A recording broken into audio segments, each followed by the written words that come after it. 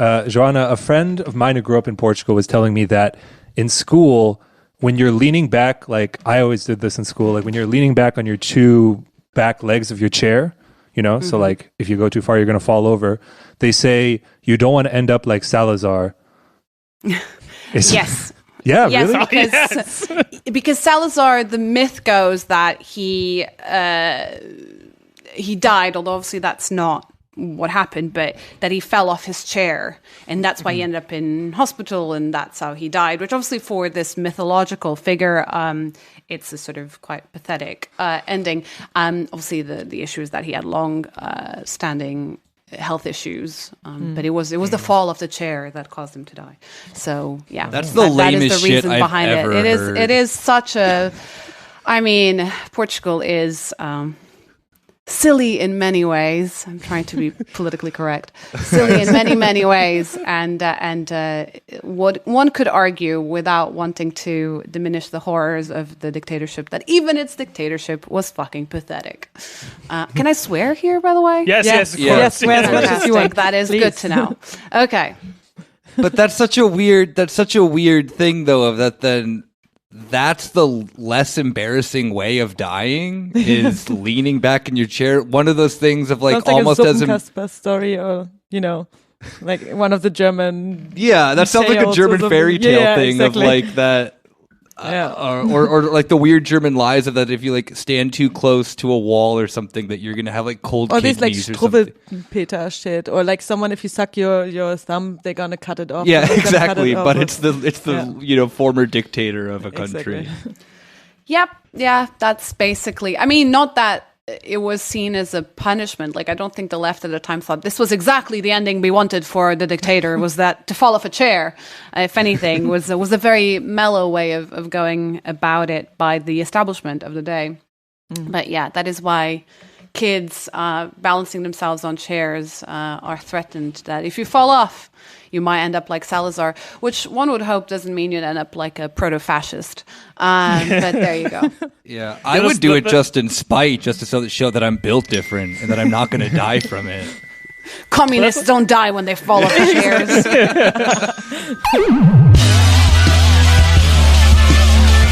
Hey, welcome to your weekly Corner Späti. We've got the full gang here today. You're joined by me, Kieran. I'm also with Julia. Hello. Rob. That's right. Nick. Hi. And our special guest today to talk to us about Portugal, a country we haven't talked about enough on this podcast, if at all ever. I'm struggling to remember. Joana. Hello, Hi. hola.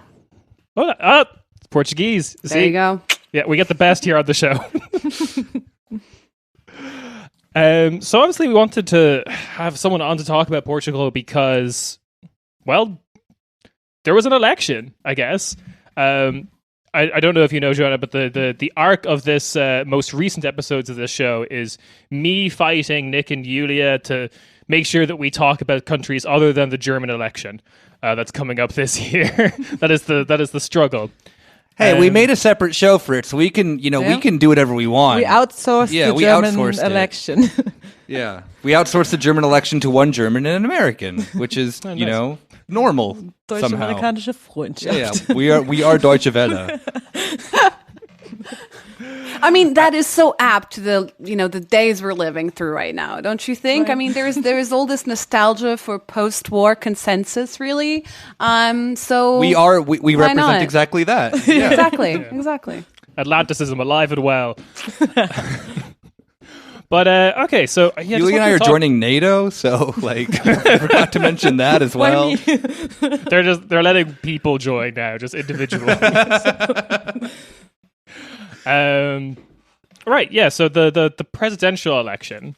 I just wanted to talk about this because it kind of seems like not much actually happened in the election itself. There was pretty predictable who was going to win. Mm-hmm. Someone's name I'm going to butcher right now. Marcelo. Yeah. Rebelo. Yeah. So far, so good. De Souza. That's pretty good. Oh, yeah. Bingo. Congrats. Mazel tov. Mazel tov. That's pretty good. Yeah. Marcelo Rebelo de Souza, that would be how I say it, and how I'll probably say it throughout the show. But your anglicization of it is pretty good. Excellent. I'll take what I can get. But yeah, he won pretty handily, 60.7%. And I just want to talk about him before we go any further into the actual main topic, because what's interesting about this election is Chega and Ventura. But We'll need to explain all of this, but yes. yes, absolutely. But I was stricken by your description of Marcelo in the recent Jacobin piece you wrote as the king of selfies.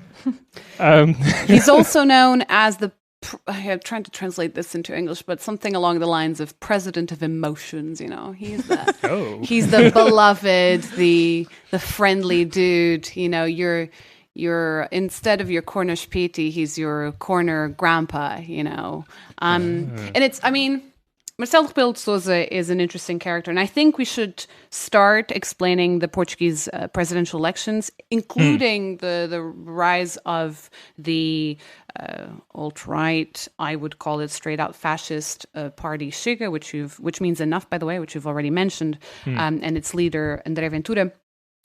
Perhaps with Marcelo Rebelo de Sousa. Marcelo Rebelo de Sousa represents the status quo establishment of Portugal. He's been around for decades, good nearly 40 years in politics, always in a sort of populist showman kind of thing. Marcel for Marcel, we called him by first name, which is not particularly popular in Portugal. You would usually call politicians by, if you use only one name, it'll be by their surnames usually, but Marcelo is not the most common of first names, I guess, perhaps, and he's become such an unavoidable figure over the last few years that he's now Marcelo, or sometimes called Professor Marcelo, Professor Marcelo, because he is a law professor in I think it is the State University in Lisbon. I hope it's not a private one that I'm making a huge mistake, but I'm pretty sure it's the Lisbon University, State University. And, a tenured professor and whatnot.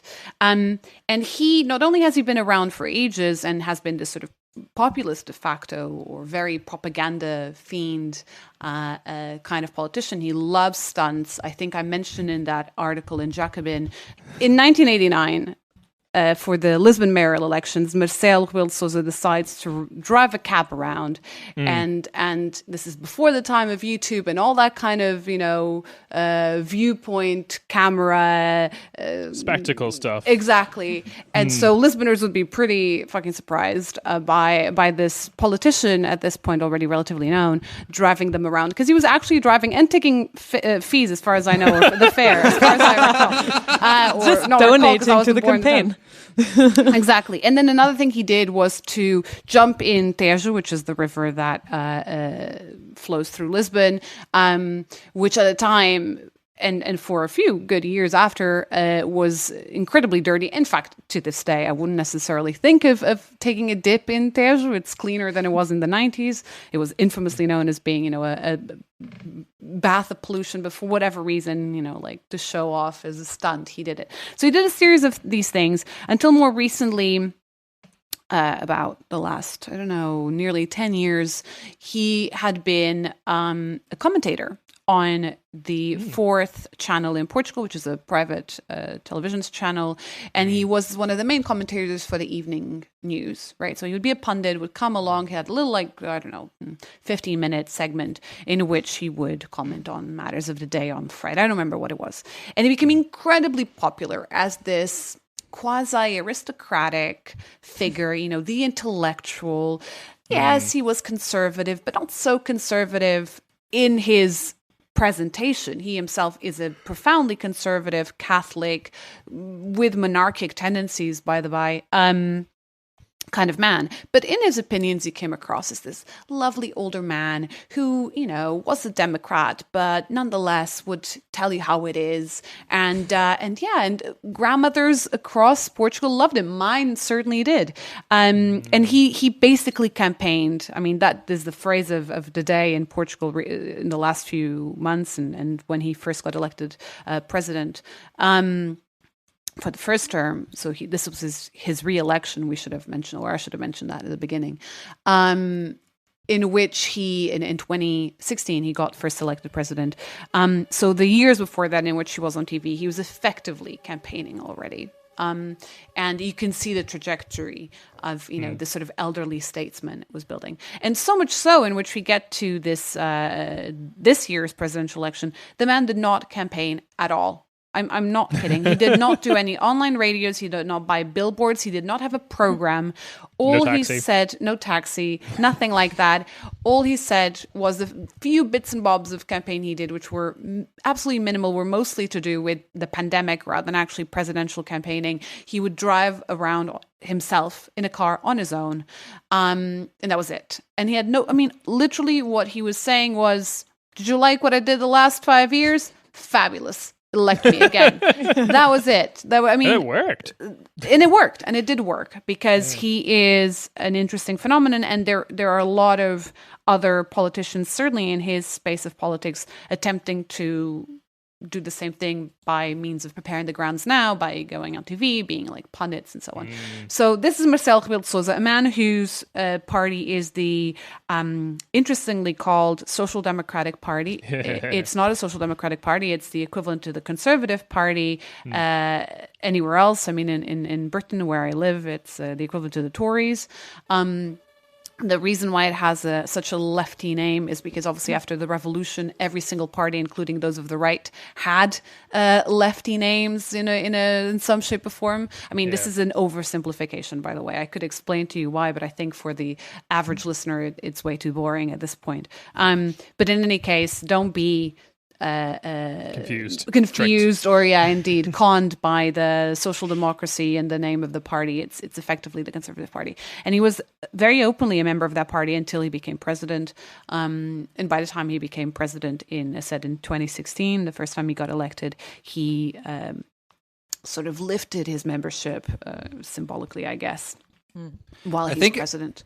As living in Germany, we are, I think, all four of us are very aware of the fact that a social democratic party can be pretty much a right-wing party. Oh, yeah, classic. So, yeah. I mean, this is not to say that the Social Democratic Party in Portugal, which is called the Socialist Party, so you can see a theme here of everything being a bit to the left, at least in name, has in many respects, certainly in the last 20 years, been very much a neoliberal center, the neoliberal center left understanding of a social democratic party, and they have not gone through the same I don't want to say upheavals, but sort of pushes from its perhaps younger left wings, as some other social democratic parties have witnessed. I guess the SPD in Germany is not a good comparison necessarily, but you do see a youth of the SPD being incredibly Marxist compared to to its leadership by far. Although its new leadership is slightly trying to play to that, perhaps. I mean, you'd be better judges of it, but in Portugal, not even that. I would say the younger generations or the younger members are to the left of the leadership and of the center of the party, or the core, the establishment of the party. But that said, it would be a bit far-fetched to call them, Bernie Sanderites or Corbynistas or whatever you want to call them, to give examples internationally. They're still a thoroughly social democratic with neoliberal tendencies. They have been pushed to the left by parties outside of the Socialist Party.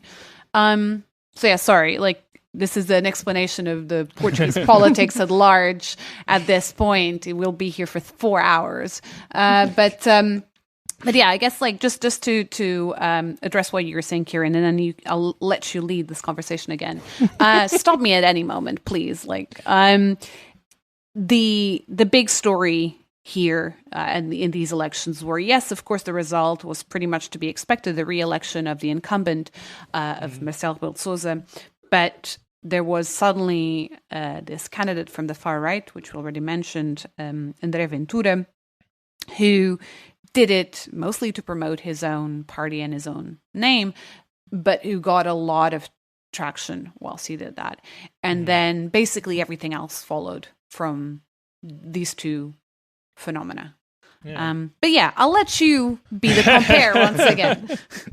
No, it's good. It's good. I'm kind of curious though. There's one before we go away from the election and Portuguese electoral politics at large. There is this one kind of like question, which is the turnout rate. 39.5%. That's down 10% from the last presidential election. Yes, but not as bad as the one before that. So, which okay. was closer to 40, I think. Right. So the I guess the question though is this pandemic or is it apathy? Because I can understand either reason being what's going on here. I don't think the pandemic helped. I think it would be foolish to say otherwise. But there is a question of apathy and apoliticization in Portugal that has, depends how we look at it. If we think of 74 and how the turnout was nearly 100%, and it's been downhill ever since. It depends where you set the bar, but there is a question of, which you see across certainly the Northern Hemisphere, of a certain disengagement with politics, in my opinion, and in the opinion of many other critics, not even only those on the left, to do with the sort of convergence of the center, be it left or right, in which people feel like none of these people represent us. And so they become disengaged. They don't feel they have much to say because what they have to say is not then really reflected in government, in presidents, in local authorities, and whatever it might be. And in particular, presidential elections that feel even more detached from a normal person's, an average person's reality. I feel a lot of people felt like, well, it's just another one. We have two more elements, or one more element beyond pandemic.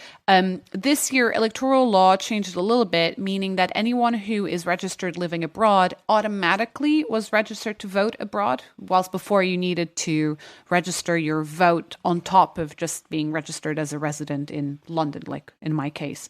And for a lot of people, that means, and you don't have postal ballots for presidential elections. For general elections, you do. So in general elections last time, the ballot came to me, I could vote, although there were issues with that as well.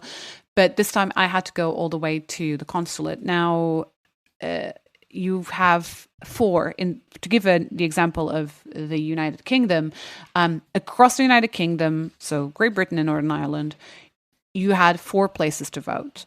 The consulate in Manchester, the consulate in London, the embassy in London, and the sort of, let's call it consulate representation in Belfast. Oh. You have a massive Portuguese, comparatively speaking, a massive Portuguese demographic in Southampton on the southern coast, not least in terms of in pandemic times, but even in normal times, nobody would, come to London one day for the sake of a vote in presidential elections. So, and the same, I'm sure, was applicable to France, Germany, Canada, you name it, which are countries that have big Portuguese communities. So you had that also. So abstention is huge, is a concern. But I think, as always with abstention, the question is not so much, are people apathetic, but why are they apathetic? And what can we do to make them less so? It's interesting that there's a consulate in Belfast. I'm sorry. It's a sort of like, it's a diplomatic representation or something along those lines. Sure. I didn't know either until I saw these the information for these elections, to be honest. So there you go. But yeah.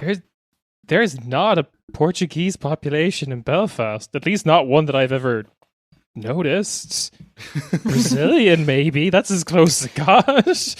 Well, you could have Brazilians who have Portuguese citizenship as well, who could vote. Brazilians can vote in Portuguese elections if they so decide. So there is an agreement between Brazil and Portugal in which if you decide to vote in Portugal, you can vote in Portugal instead, not both. So it could be that. I don't know why there is a diplomatic corps, Portuguese diplomatic corps in Belfast, but there you go. But yeah, I found that out. But in any case, like, I think it was tragic, really, that a lot of people, and the Portuguese migration wave has never been bigger than since the 60s and 70s, since, before the revolution, has never been bigger than in the austerity period in the last 10, 15 years. Right. So, I am actually not exactly a product of that, but most people of my generation who live abroad are. Yeah. So I came to study in the UK, and I ended up staying. But again, as I was mentioning earlier before we started recording, I am a bit too generous in the sense that I went to a German school, which counts as an international school in Lisbon and so on. So I was sort of always reared to leave in a way. Don't tell my mother. But there's a lot of people of our generation who live abroad now because they couldn't find jobs. Like youth unemployment was huge, and is still quite big. So they left. As an Irish person not living in Ireland, I can't find this in any way relatable. Yes.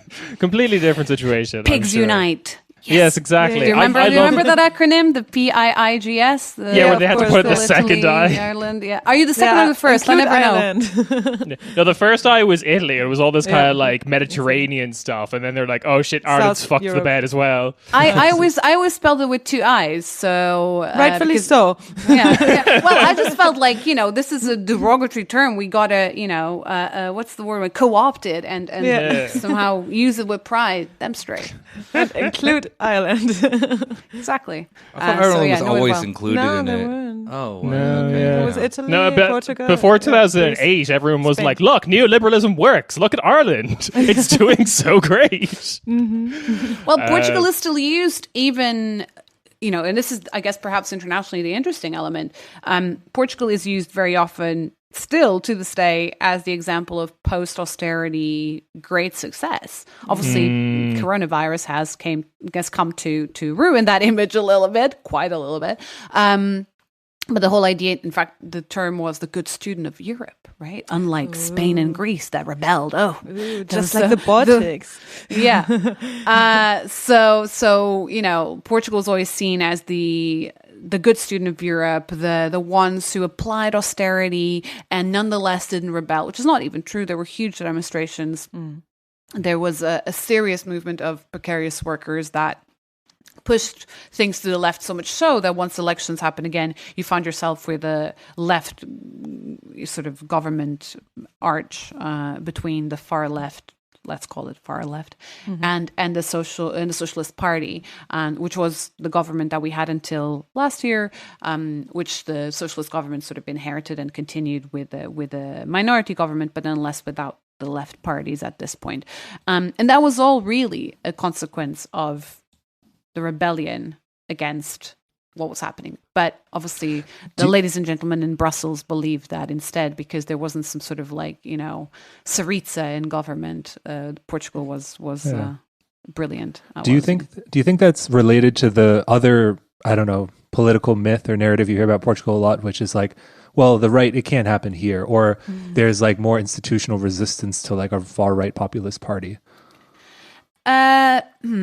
I think it certainly enables a lot of the Portuguese own understanding of themselves as a very mellow people, like for instance, colonialism. We were so mellow, it was the Spanish who killed indigenous people with melted gold. We just, raped them instead.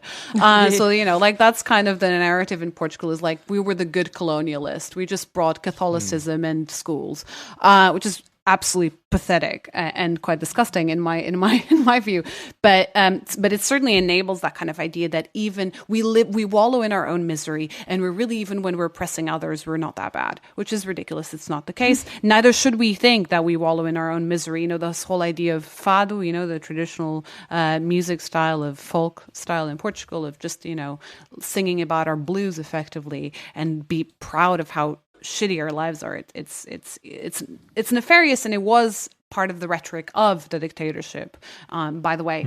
But as far as this sort of couldn't happen here in terms of fascism, perhaps as the other side of the coin, yes, perhaps. It's funny you say that, because I don't feel, but maybe I live in a bubble because I'm on the left. And even the people I know who are not on the left, namely my family, would never argue that, the right couldn't come back. So I don't hear the sort of it would never happen here rhetoric or line very often. I do, however, see a lot of people being dismissive of what is happening as sort of, it's just people being, it's just hyperbole, it's nonsense, it's silly, why are we giving it that much attention? Sometimes it's well-intentioned, this kind of attitude. For instance, people who argue that we shouldn't talk about the far right because talking about it is giving it a platform in a way and giving it more air to breathe and grow. And I am sympathetic. Unfortunately, I think it's a little too late for that. The other is more pernicious or more towards what you're saying, which is this kind of dismissive attitude towards the it would never happen here. Ultimately, people say things like it would never happen here. What they mean is it would never happen to me.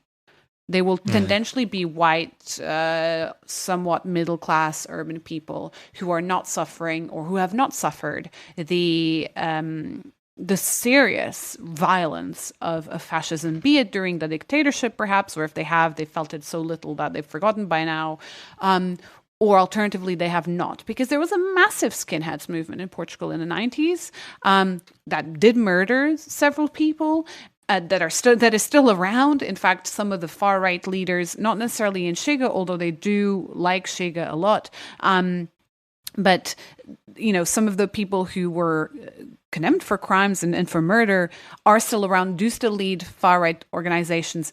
Illegal, obviously, far-right organizations in Portugal. But obviously the people say would never happen here did not have to face these kinds of groups in the 90s. They thought they were football hooligans, and so what? The black communities in Portugal have witnessed that. The feminists in the left have witnessed that. So, it depends on who you're asking. And since I live in the feminist Marxist bubble, I don't have to face that line very often.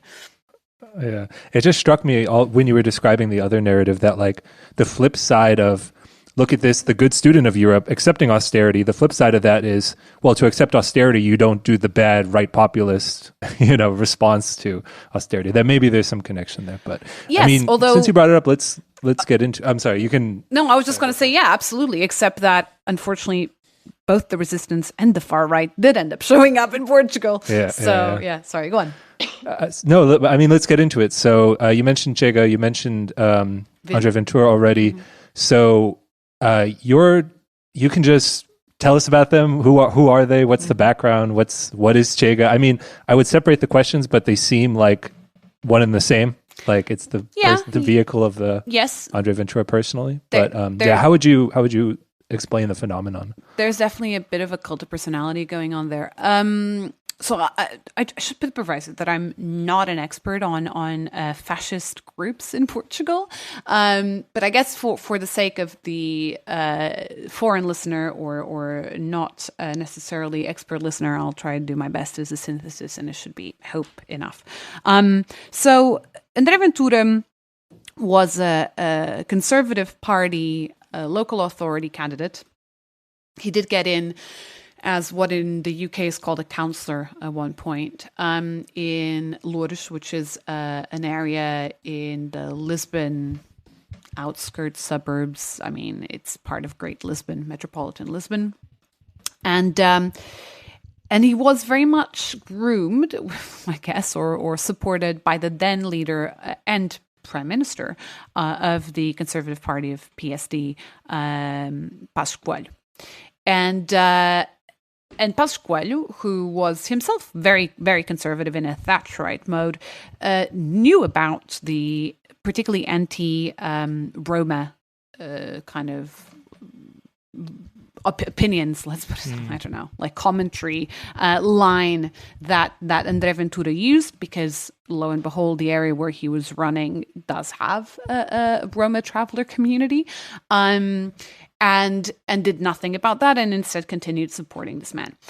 At the same time, Ventura also got a gig as a football commentator in the news TV channel that the equivalent to The Sun in the UK, in Portugal, launched. So Correio da Manhã, or CM, launched a TV channel, a news 24/7 news channel, lowest of the low, Fox News on crack kind of vibes, and then André Ventura was a football commentator on it.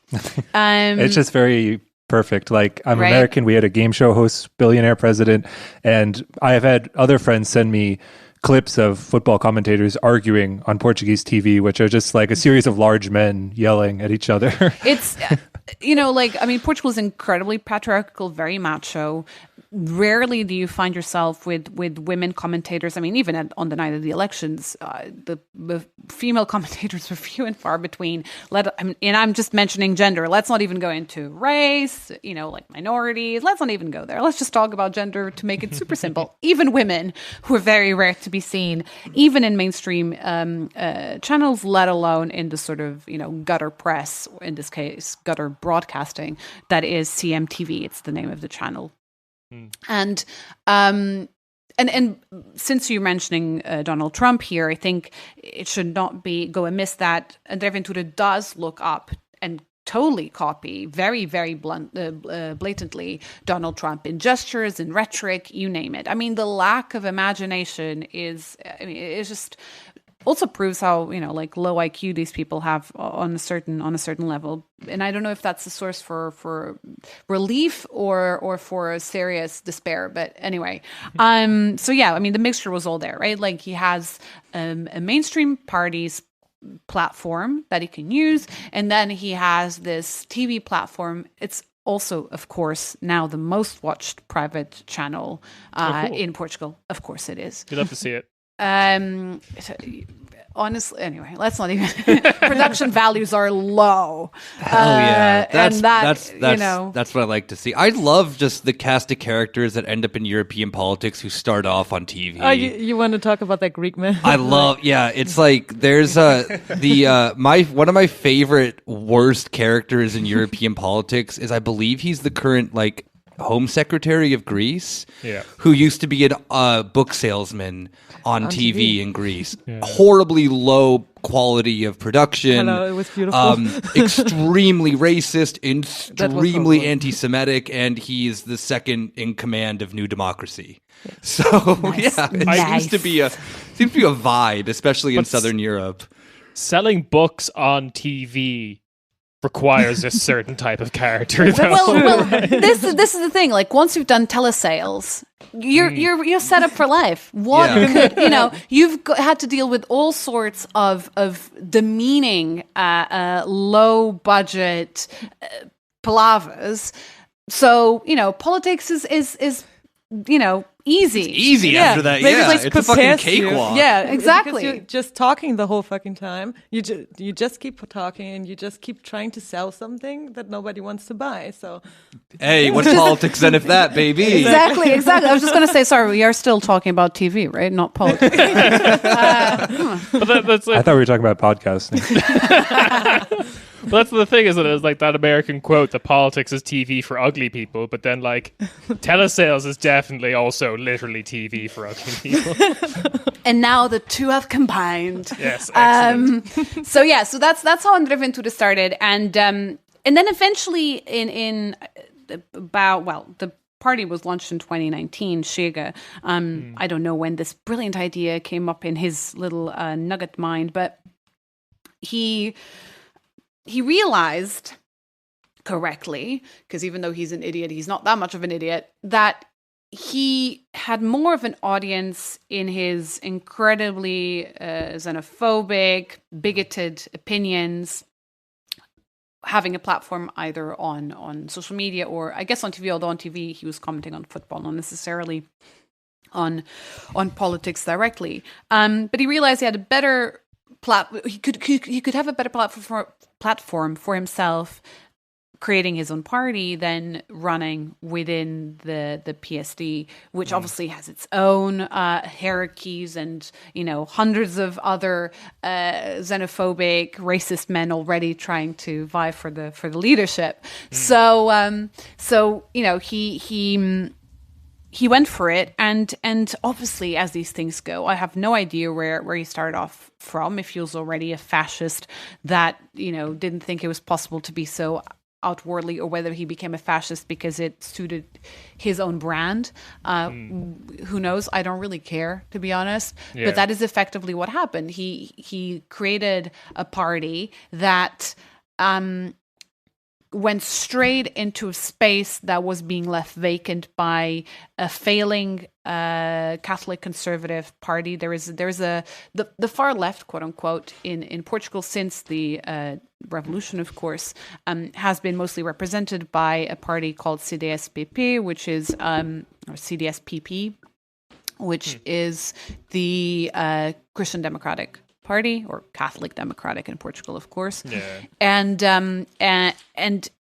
it had during the austerity years effectively formed a coalition government, and then ran as a coalition with the center right, the Conservative Party, the PSD. And so in that process created an identity crisis for the party, from which it hasn't yet recovered. It is now led by a young buck who is really not prepped up for the job, but does have a lot of the base's support.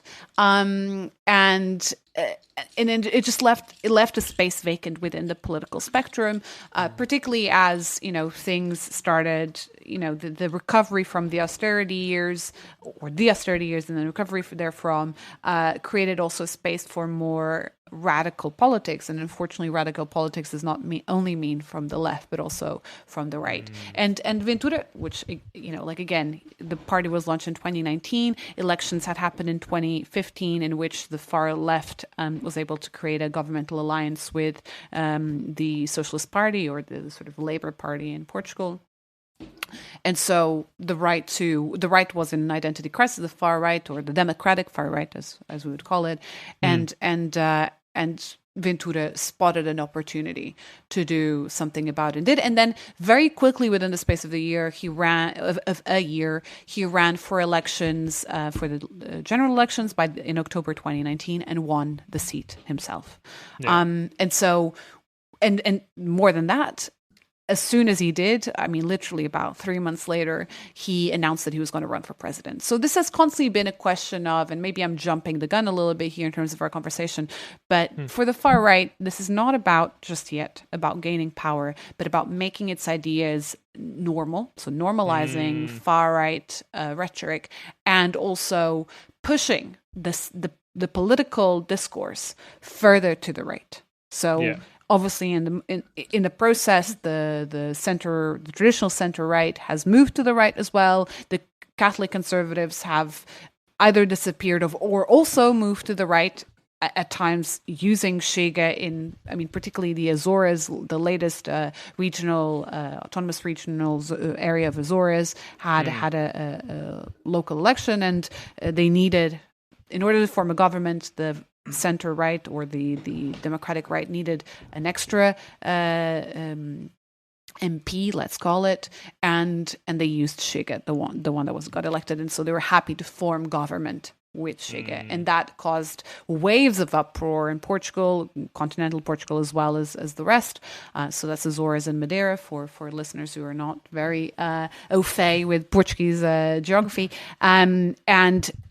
but also set a precedent, which is the point here.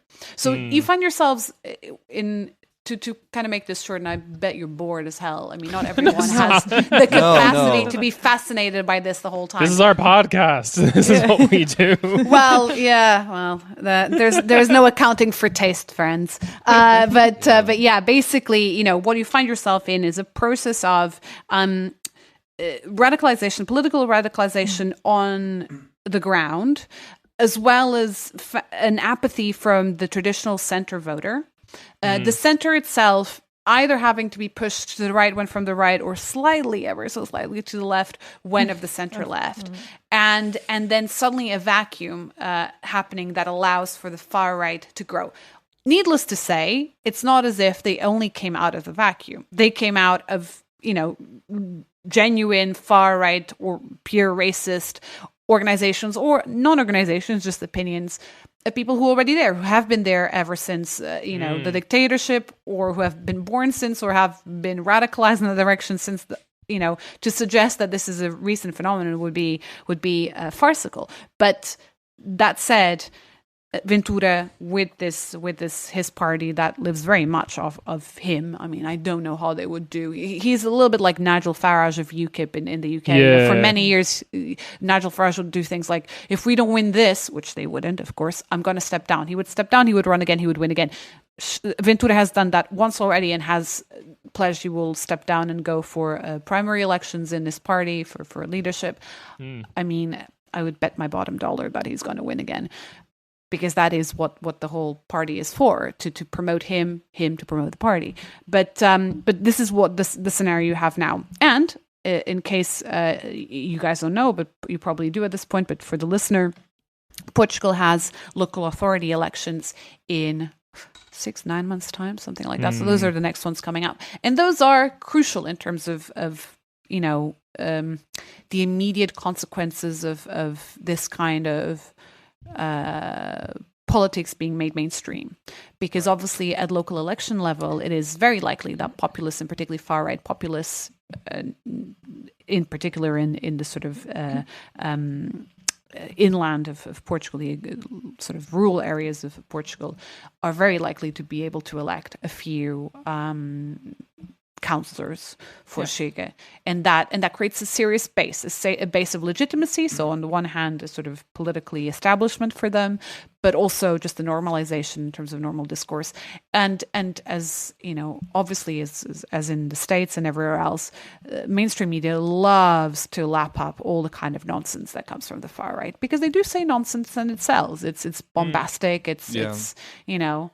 It's a little bit like the Playboy of politics, you know. They are huge tits. So I read politics for the articles. This had me actually thinking, weirdly enough. I know that we're talking about Portugal, but the trend that then I find that's always very interesting within, I think, European politics, maybe not as a whole, but I think this trend is very much in Germany currently, and this trend happened in Greece as well, two countries that I do know a decent amount about their political landscape. I mean, yeah, there's a political like opportunity structure when this happens. That was left of course. After, you know. But the thing that's so interesting of that is like currently the AFD is like just not doing well. And there's the sense of that if the CDU could like Friedrich Merz being on the ballot for them to be the head of the party was that potential, like we could then like scoop up that right wing vote. Yeah, it's always interesting idea. It's always the idea of like the conservative parties to do that. Yeah. And like some parties like that have a relatively conservative, you know, view of the world. I would say Germany is one of them. It's very easy for that type of politic that then is the extreme right in the case of the AFD just to get scooped back up. Well, it worked in Greece, didn't it? Exactly, Like, yeah. with Like New Democracy literally was just like, well, Christi Aviv, like Golden Dawn is really racist and they won like 13% of the vote. We can just double down like kind of delude their rhetoric a bit, and like Golden Dawn did not end up back in parliament. And I would argue that the current government of, you know, Greece also has a much more conservative history than, you know, Portugal does, even though they both had I would say, you know, similar-ish 20th century with, you know, dictatorships and whatnot. But and radical movements as well, as a resistance to it. Yeah, for sure. Exactly. Yeah, and I think it's really interesting the sense of that. There's the right using then that opportunity of like, well, you see, like I mean, I don't want to like, you know, look into the future and say that then Chega is going to make the country like more conservative or whatever, but it is very possible that then that in order for, you know, the main established parties who are already on the right to preserve their voting, like I don't know how many votes they're losing or whatever, but that has been a strategy for a lot of major parties within Europe, and they've won recent elections that way. So it is kind of like interesting to see that this, I mean, all these countries' timelines are, you know, different. Like history is a, you know, cool thing and whatnot. I think it'd be kind of interesting to see what then that, like how then Chega, that, because you said that then one of their goals was like, you know, let's push the consensus for the right wing. I think that's worked in a lot of countries. I mean, I could be wrong. Maybe. Oh yeah. The Tories in the UK kind of destroyed UKIP by becoming UKIP. Yeah, exactly. Perfect example. Okay, like I also agree that there isn't a one size fits all kind of approach to politics or history. But if we are to draw some parallels, there is an interesting thing. Just before I say what I do mean to say, in a moment about Paul Mason, who I've interestingly enough interviewed today. So it might sound like plagiarizing, but I want to say that I'm lifting it straight from him. So I'm owing up to that. But before I say that, the centre-right party in Portugal, PSD, on the night of the election, defined itself as the centre, the new centre, the real centre. Okay. Which it's, like using this understanding of the centre whilst having consciously or not, pushed the whole process to the right themselves by enabling the far right by itself. They've ceded the ground. Exactly. But they're redefining the political spectrum as they at the center, which obviously means everything has been pushed to the right. But just to get to what, so Paul has a new book coming out sometime later this year, which is about fascism and how to beat fascism in the 21st century. And his concept, which I, and I've worked with Paul before, so, I'm biased, but nonetheless, I do, it profoundly echoes with me that ultimately the aims of the far right or the so-called alt-right today are not necessarily of gaining power. And I've already said something similar at the beginning of the podcast, but I kind of want to emphasize this. And if you want, we can pick examples from both the US as well as Europe on it. Not to necessarily gain power, but again, to normalize a kind of understanding of reality that is not just undemocratic or not just anti-democratic, but profoundly undemocratic. And that makes a democratic process not only impossible, but impossible to be reestablished. So they want to create a utopia or a dystopia in this case that makes democratic process in which everyone has, has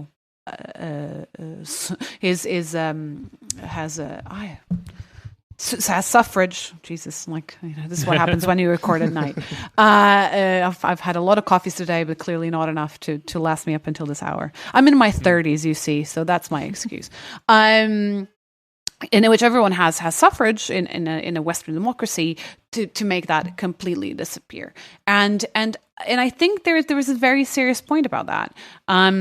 Because indeed what you see with the far right, and you definitely see the arguments that the Chega party is saying, particularly André Ventura is saying, on his victory, quote unquote, because obviously he didn't win, André Ventura ended up third, and he was still lauded in effect, in the way in which the newspapers covered it, as if he was the victor of the night, which he was, if you understand it, is not who ended up first, but who ended up with the most headlines. The Pete Buttigieg of Portugal, I see. Exactly. Oh yeah, for sure. Equally small and probably small-sized genitals too. I suspect. Oh yes, let's go. Given the way in which they both hold themselves, I would say there is some sort of compensation going on somewhere there. But this is even more interesting when you think that a lot of Paul's argument is that the anti-fascists we should learn lessons from in history are not as obviously is everyone else as well, but in particular the ones that are often less paid attention to are Erich Fromm and Wilhelm Reich, two German psychoanalysts. So let's talk about dicks by all means. Fascism and dicks is profoundly related. But anyway, my point was more. André Ventura on the night, he said there is one of the sentences. The main things that he kept on repeating was there is no future government without us. He is literally pointing at the center right, saying if you want to be more than the opposition ever, which they're not even a very efficient opposition at this point because they again are dealing with an identity crisis they haven't yet fully recovered from, or found a solution to, a synthesis, dialectical synthesis, whatever you want to define it as. Chega knows we're not going to govern necessarily by winning, but we can govern if we ally ourselves to the center right, by pushing the rhetoric to the right, by pushing them to the right with us, by bringing everyone down to the fucking gutter. And so I think there is, and particularly for those who want to beat this kind of rhetoric and who want to create anti-fascism for the 21st century, we need to understand this. It's not about just them wanting to, win ground, is how they want to win ground. And therefore, what kind of strategies they'll apply. Has the left done that in Portugal, these presidential elections? It has not. Should it have put forward, so it fielded, perhaps we should, because I know that, Kieran, when we spoke before the recording, you want to speak a little bit about the left. What is the left doing? Like the left had 3 candidates these presidential elections. It had the Socialist Party candidate, so the government's candidate, although the government technically did not support her, Ana Gomes, who ran on a sort of pro-European, social democrat kind of, platform, I guess. She's a good, she's a good politician for a social democrat. I should say I have quite a bit of respect for her. Certainly within these elections, she knew she wasn't going to win much. She had just lost her husband. She knew she would have had to push a sort of anti-fascist approach to some degree, regardless of the limitations of her speeches and campaign. And she did, and she still ended up second. And without the support of her own party, which is important to mention, because her own party effectively supported the incumbent, supported Marcelo Rebelo de Sousa. And then there were 2 more. The far left put forward a Left Bloc, which is a Bloc de Esquerda, which is an anti-capitalist party composed of several different types of Marxists and non-Marxist anti-capitalist people. Put forward Marisa Matias, who has run the last elections as well in 2016, and who ended up second, I believe, last time. So had a really quite incredible result. I mean, this is still small, but nonetheless quite incredible. Yeah. And the Communist Party, or the electoral platform they usually run in, which is the CDU. I know it's confusing for Germans to hear this. Yes. The Communist Party of the CDU. Yes. I wish. And the worst is like president of Portugal. Yes. The center bloc right there. The worst part is that the CDU in Portugal also has a blue, often has blue logos or whatever icons. So it's like, for me, who has this sort of German side of me, was always like, this is so confusing. Yes. But the reason they're called CDU is because they run with the Greens in Portugal. They always run with the Greens. That is something we could have here as well. I don't see the difference. I don't. Flash forward to September of this year. Yeah, exactly. We're gonna have the Green CDU. Hey. You guys, Nick and Yulia, you want to talk about German elections? I delivered for you. So, you can thank me later. I feel betrayed. So they put forward a guy called João Ferreira. The interesting thing about these 3 left candidates is that they're all former MEPs. So I don't know what's going on with the left in Portugal, but I have to say, I don't have a problem with João Ferreira, the communist candidate running, because he is a hottie. Okay. I love his line of shampoos and says his name's John Frieda, right? João Ferreira. Oh, it's close. It's close John enough. Frieda, which is the John. Cosmetics company. I guess the English version of it would be like, if he had migrated to America and had to anglicize his name, that would be how he would have done it. Yeah, exactly. I just heard he is a hottie. So so Yulia's googling him right now on her phone. Also dude, there's 2 very hot men in Portuguese politics, actual politicians. One was from the Left Bloc and has unfortunately taken a step back after a slight scandal to do with being a landlord. Had a step back. Oh, no. Gross. No, nothing. I mean, bless him. He's a comrade in many respects. So I feel bad, but about saying it. But obviously, it was picked up by the press and it became a massive thing. But yeah, so he stepped back. But João Ferreira is now the only serious hottie left in Portuguese male, that is, in Portuguese left politics. Of course, we can comment on these straight cis men and their sexual attraction, because that is not reverse sexism. Oh, is it? The next section of the podcast, hot or not, where we go through the Portuguese Parliament. I brought down the tone of the conversation, didn't I? I apologize. And now I can play. Now we're at my level. So yeah, so that's they fielded three candidates, or the left in general has fielded three candidates, and of course, it ended up with individually with relatively poor results. That said, I don't think that the useful vote kind of line would have made much of a difference. Together, they would have still ended up second, or Ana Gomes who would have probably been the uniting candidate, would have still ended up second. Chega would still have had its vote, and Marcelo would have still have won. So I don't think I could, for listeners who obviously won't be seeing this, we're having this conversation on Skype, and I can see Julia nodding along. I'm guessing it's because she just saw a picture of João Ferreira. I did. There you go. So I have been. My opinion has been seconded. I feel vindicated. I agree. Yeah. I am not a member of the Communist Party, or in fact any party in Portugal. So I have no interest in this line other than the fact that he's a very good looking chap. So yeah.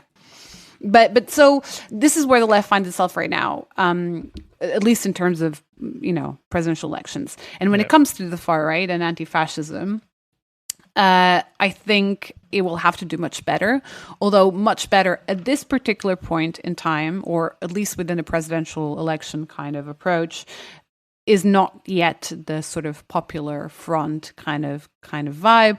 Although, and this is something that I argue in the Jacobin article, and perhaps I'll after that shut up, because that is basically the synthesis of the Jacobin article I wrote just before the elections happened, so just before the results had been announced. The problem here is the right has been able to trigger something about popular imagination, a conservative reactionary popular imagination, but that exists, right? It has been able to promise people that if they live in utter misery, it's because of migrants, it's because of the travelers community, whatever, the other, right? And in that process then created also an idea of the good Portuguese. It's their own words I'm translating, who's the person of good, who does good, works hard, and doesn't get state support, and still has nothing, and still has little to live on, and still lives in a house with poor conditions and freezes through the winter and whatnot.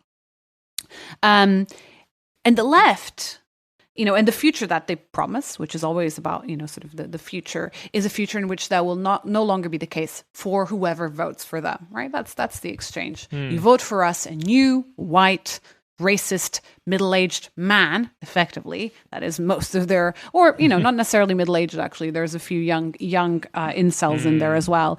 Incel for short, because obviously I'm not necessarily saying they are incels, but if you see the kind of type, to stereotype. Islands. Yeah. The vibe. Yeah. Oh God, bros. Yeah. They, for you, if you vote for us, the world, we're going to build a word for you. Fine. Is the left really offering a world for whoever votes for them? Are they saying, look, for you who vote for us, we're going to offer a world of plenty. We're going to build a world of plenty. And I don't feel that has either been actually offered, or otherwise, when it has been offered, it has not been offered with genuine belief in the offering. And that perhaps is a crisis of confidence. I suspect it's a bit more complex than that. But that is ultimately what the left in Portugal, and I suspect, knowing the British situation well, and a bit of the German situation as well, to bring up a few examples, and I suspect in America as well, although in America things seem to be already a little bit on that side of things, at least in the first few weeks of the new administration, that it needs to offer something beyond just a few social policies. It needs to offer a better world, a better future, a meta images, if you want to go into that kind of word or language. it needs to trigger people's imagination and people's hope. It needs to politicize people not just by politics, but by something else, grabbing them by their imagination, by their hopes, by whatever it might be. And the only times we've seen that unfortunately in Portugal, we haven't quite seen them at all, but the only few times we've seen that in the Northern Hemisphere over the last few years have obviously been the Bernie Sanders and the Jeremy Corbyn movements, or whatever the sort of phenomena that they've created, which for a split second in time made people really go, oh my God, a better future is possible. It's a massive trope, but it's something that really mobilizes people. And the right has got that. The right has people say a better world for them, in their conception of a better world, is possible. The left and their supporters, unfortunately, certainly in Portugal, have not. Julia? Yeah, because a lot of the times, unfortunately, especially by like the center or normal liberalism, it is demonized as something that as like something populist. It is demonized as like populism, to promise something that goes beyond, I don't know, a few social issues. Yeah, and a lot of the times, like in Poland, the social questions are actually then grabbed by or like are. I forgot the English word. Hijacked? Absorbed by far-right parties. Yeah, I think that it's really interesting too, just as a general, because I think that we've even had this as an episode before, if I'm not mistaken, because I know that I've talked with Rob about this on multiple occasions, is that exactly in the sense that like the left's imagination is like kind of non-existent, I would say, throughout the entire Western Hemisphere, of that there's like, it's continuously, like the sense of Germany is that the left, being active in the left in Germany, and I'm assuming in a lot of other European countries, is in the sense of like you do activism and then you do this and you're like involved in these things, but it doesn't. It is a horribly pessimistic. Like it's like this is what's like horrible right now, but there's no like cohesive alternative that then's really offered for even like social problems from the left overwhelmingly. Like, okay, you have things like the current appropriation possibility from where they want to like take houses from Deutsche Wohnen, like the Deutsche Wohnen enteignen thing. For our listeners in Germany, know what that is. That doesn't offer like a future, though. It literally is just saying that this will help make things more like housing more affordable, but it's not then tackling it along with, well, how do we ensure that then everyone in Germany has a place to live? Like no one, like that conversation's never on the tip of people's tongues.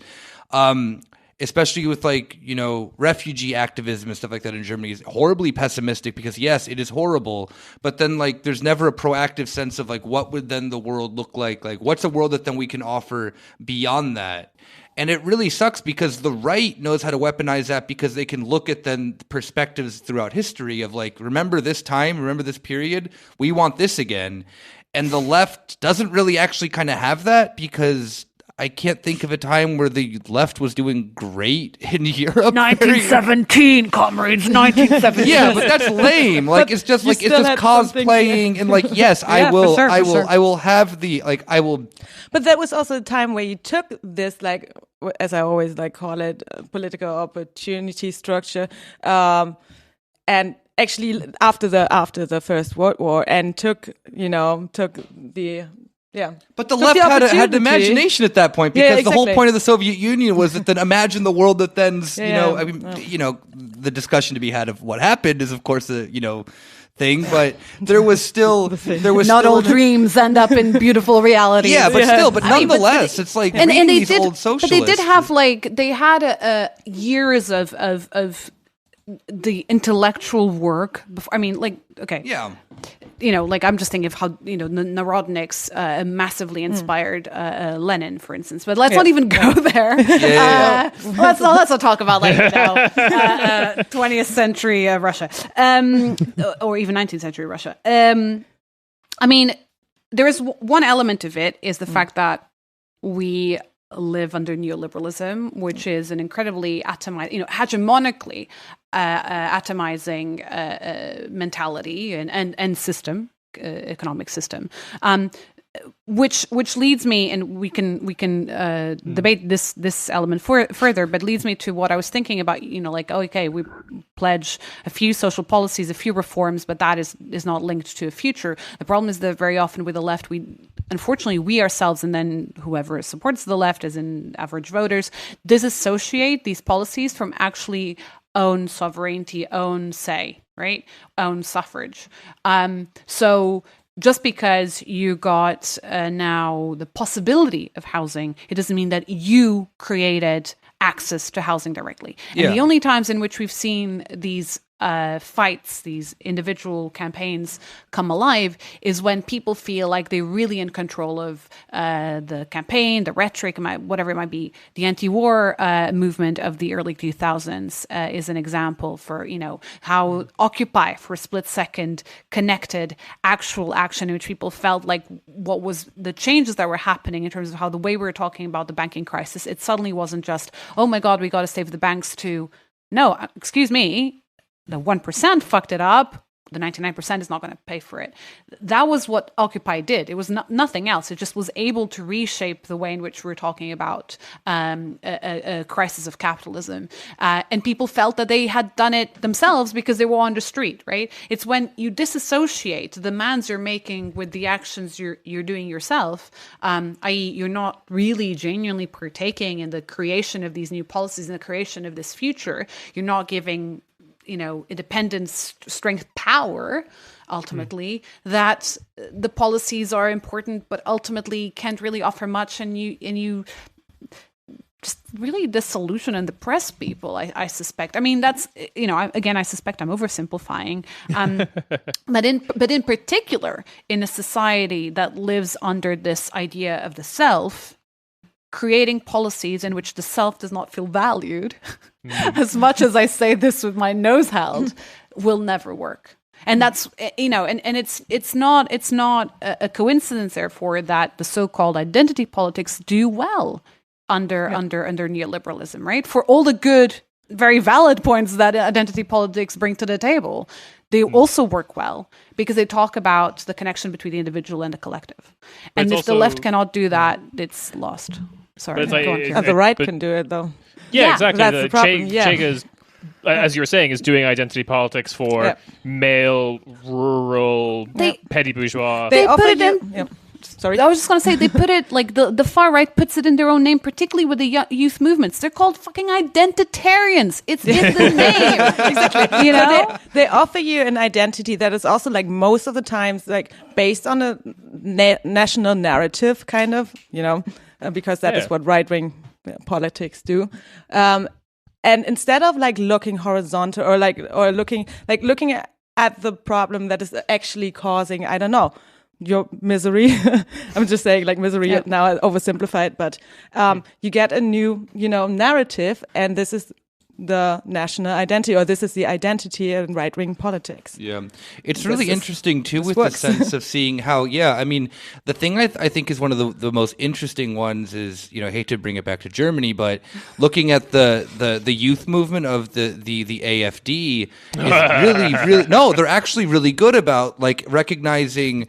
They need to stop being shit at Twitter. They're horrible at Twitter, but I mean, like, in all seriousness, they have a very good synthesis of... But maybe they're good at TikTok. Maybe they are good at TikTok, but they're weirdly like this older. They are on the older scale of the far right, where they're anti-capitalist, but just like the bad form of it.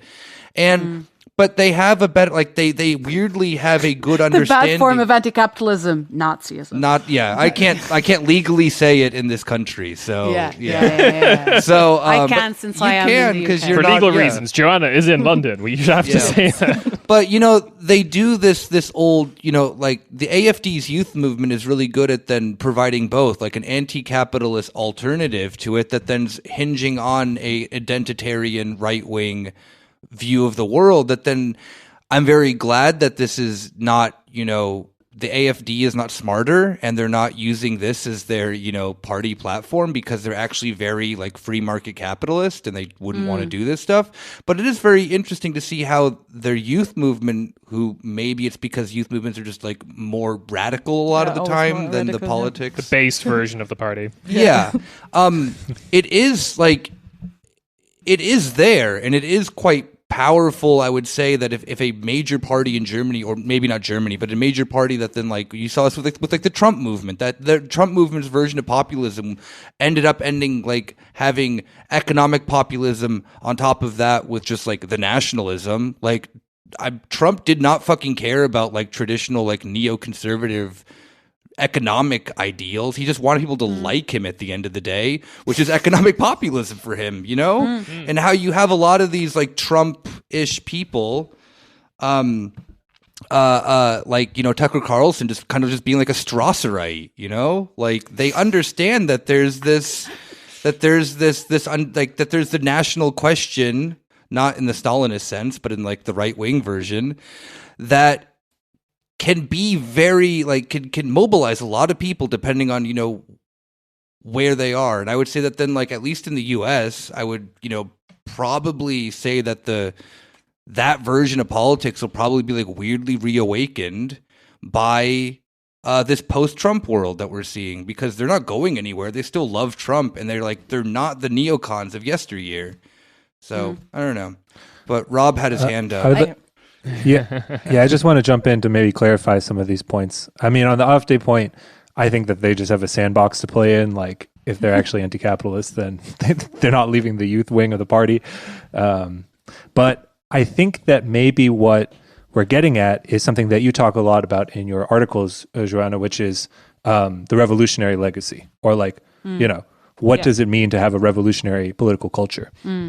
And if I, understand your point, it's that the left kind of has given up on, I mean, we've said a lot of words like imagination and future. And there was even a reference to 1917.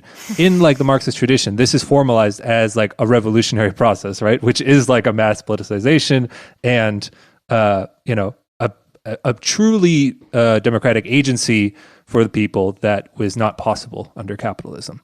Now, it seems to me that while at the same time that the left doesn't, I don't know, I want you to clarify, but it seems to me that the left is sort of not taught, it's not really a revolutionary legacy. I mean, as neoliberalism increases and austerity is, longer and longer, the way things are done in Portugal, maybe you could talk a little bit about you mentioned the petty bourgeois boomers squeezed by big capital who are in Chega. But it seems to me not that they're turning towards the revolutionary Portugal, but like Ventura, you mentioned in one of your articles that he talks about the fact that they need a fourth republic. Yes. Which of course would be returning. The Estado Novo is technically the second republic, as I understand. Indeed, yes. So even that, it's not like I mean, it's quite explicitly going against the results of the revolution. But even introducing that kind of like possibility that like we can make a new republic if we want. I know it's all it's mostly just like we've talked about, propaganda, bullshit, saying incendiary things. But I think what the point you all are getting at is that he's introducing the idea of possibility and change, which has kind of been given up on by other wings of left politics. Okay, that's a lot of questions in one. But I'll start with no, by all means. I mean, they are connected, so it makes sense. I'll start with the revolutionary legacy. I'll start with the personal anecdote, I guess. 2 years ago, around this time, so it was in which again gives you a sign of things to come. A former skinhead, and one of the people I was referring to earlier as criminals who have track record of having been in fascist gangs and having been part of violence against people, and he was present when a black kid was killed in Bairro Alto in Lisbon in the 90s. Barrolt was like the Soho, the I don't know what the Berlin Kurfürstendamm, I guess. I don't know. I don't remember what's the new party area in Berlin now. I haven't been to Berlin in a couple of years, so this tells you something. There is none. We're in Corona. There Well, are yeah, no we're in parties. Corona. Yeah, whatever. Remember the times before when we could assemble and party. Anyway, there was a kid who was killed, a black kid, obviously, who was killed by a fascist thug group. And this man was there, was a witness, if not a participant, but obviously that is only allegedly. So, but he was certainly proved as a witness of it, and he was a fascist. He has plenty of swastika tattoos on his body, and he was invited to go on a morning show to talk about his new. This is post coming out of prison, right? For violent and corrupt crimes that he had since committed. He launched a far right party. Like, not even party, sorry. It was a fascist group, an identitarian group, which no longer exists, by the way. What a morning show that would have been. I'm sorry. Monday morning, Portugal. And it's because literally what he was saying is like, we need to, recover the image of Salazar, the dictator. Oliveira Salazar, the dictator of Portugal for over 30 years. And obviously that was like, come to this morning show to talk about us why you think that the dictator should be, By the way, as if the image of Salazar had been so tarnished. Like, it's not as if Salazar is Mussolini in Italy, although obviously even Mussolini now has been pretty much recovered, but the image of him. But it's not even as if when you mention the name, you equal it immediately with fascism, with murder, with genocide. Like Salazar, a few years back, like maybe 10 years ago, there was a program on TV to elect the greatest Portuguese of all time. Salazar won. It's not even as if, I know. Yeah, this so it's seems not even as if he's seen as this sort of like, completely dividing figure. He should be. Unfortunately, he's not. So this seems very reminiscent of Franco in Spain. Although I even think that even there, the reactions, because of the civil war in great part, and because of the anarchist and socialist legacy and its involvement and radicalization in that struggle was such, and there's still like massive scars going through Spanish society because of that. Like even Franco, I think, is still perceived worse than Salazar is at times. Okay. But maybe I'm being biased here, to be honest. Hand to heart, maybe I'm being biased. But in any case, so he came on TV to say that, and I saw it first thing in the morning. I saw this is a January morning, 2 years ago. I saw it. I was outraged, and like I haven't had my coffee yet, and there's a fash on TV, and I literally started tweeting in English about it, and it went viral. It just all of a sudden it was a little thing, and that was the first time that I talked about this question of legacy, of revolutionary legacy, and what I said was like, it is unacceptable, and I say it again, and I think now it's a bit more. Now it sounds inane because of how normalized far-right politics on TV have become since Chega's rise in power, but nonetheless, so this is the beginning of 2019. By the end of 2019, we have an MP, a Chega MP in Parliament. A lawmaker who is André Ventura.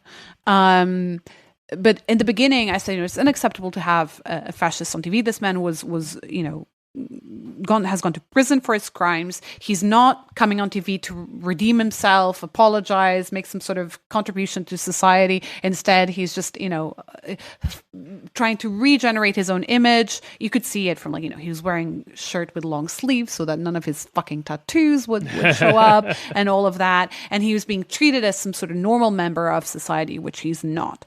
And fascism will not exist if we don't let it exist. If you don't give it a platform, you don't fucking platform fascists. It's a very basic ground rule.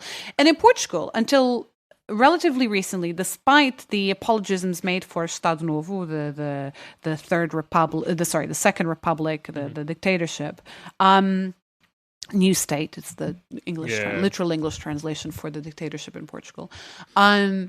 despite the many apologisms done for it to this day, fascism, real, like Nationalsozialismus type of fascism, right, which was illegal in Portugal during the dictatorship technically, was still understood as a no-no on daytime TV. So it is, and certainly since 1974, of course, since the revolution. So it's all the more unacceptable that our level of amnesia has come to a point in which he goes on a morning talk show presented by a gay man.